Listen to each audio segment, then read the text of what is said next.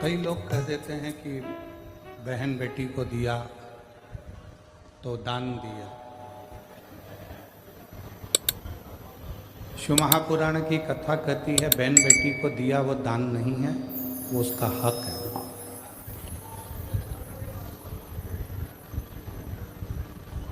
उसको दान नहीं कह सकते, वो उसका हक बनता है।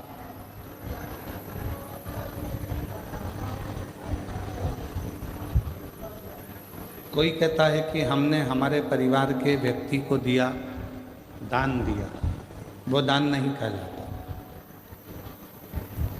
दान की परिभाषा किसको कही गई कि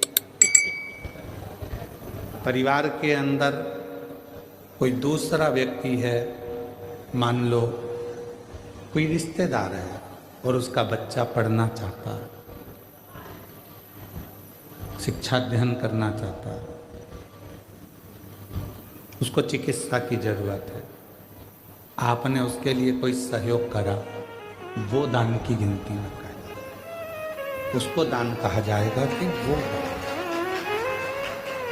अब ऐसे तो लोग कह देते हैं कि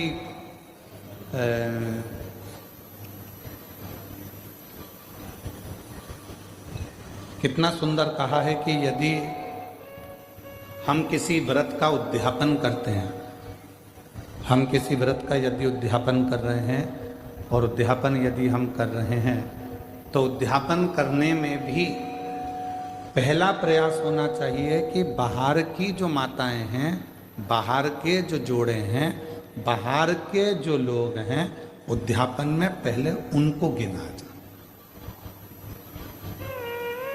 और हम क्या करते हैं, अपने घर में ही उद्यापन करना है। घर की तो देवरानी जेठानी इतनी सारी हैं, वैसे भी तो बुलाना ही पड़ेगा, तो वैसे की जगह ऐसे बुला लो, गिनती की गिनती हो जाएगी और उद्यापन का उद्यापन हो जाएगा। मतलब तुम्हें काम निपटाना है, तुम्हें उस उद्यापन का फल प्राप्त नहीं करना, तुम्हें उस उद्यापन का फल नहीं चाहिए, तुम्हें केवल काम को निपटाना है, केवल काम निपटाना नहीं। उद्यापन करोगी तो देवरानी तो भोजन करेगी करेगी, जेठानी तो भोजन करेगी करेगी, ननंद भी आएगी, नंदोई भी आएगा, तो इन सबको तो तुमको भोजन कराना है, पर इनको उद्यापन में नहीं गिनना। उद्यापन में उनको गिनो जो दूसरे हैं। क्यों? हम अगर जेठानी को भोजन करा रहे हैं उद्यापन में और जेठानी झूठे बर्तन को हाथ लगा रही है, हम ननंद को भोजन करा रहे हैं उद्यापन में और ननंद पट्टी बिछा रही है, भोजन परोस रही है, काम कर रही है, तो तुम्हारे उद्यापन का फल कहां से मिलेगा तुमको? उस उद्यापन का फल भी तो मिलना चाहिए, उसका फल भी तो प्राप्त होना चाहिए। हमें फल कब मिलेगा? जब हम कोई दूसरा आया है उसके लिए पट्टी बिछा रहे हैं, आसन लगा रहे हैं, भोजन की थाली तैयार कर रहे हैं, भोजन करा रहे हैं, पकवान दे रहे हैं, उनको कोई सामग्री दे रहे हैं, तो वो उद्यापन का फल प्राप्त होगा।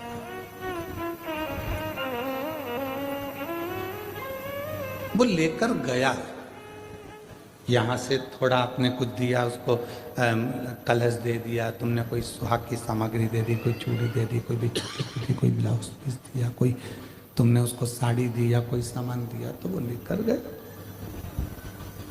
वो लेकर पहुंचा, तो वो उद्यापन है। अब तुमको मालूम है कि अगर मैं उद्यापन करूंगी तो मुझे ननंद को तो बुलाना पड़ेगा, मम्मी नहीं मानेंगी।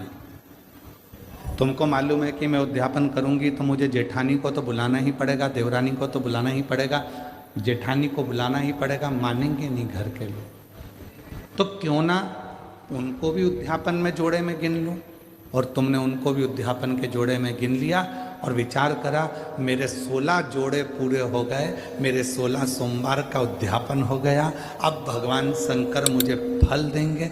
शंकर जी सोचे जितनी चतुर तू है उससे चौगुना चतुर मैं हूँ।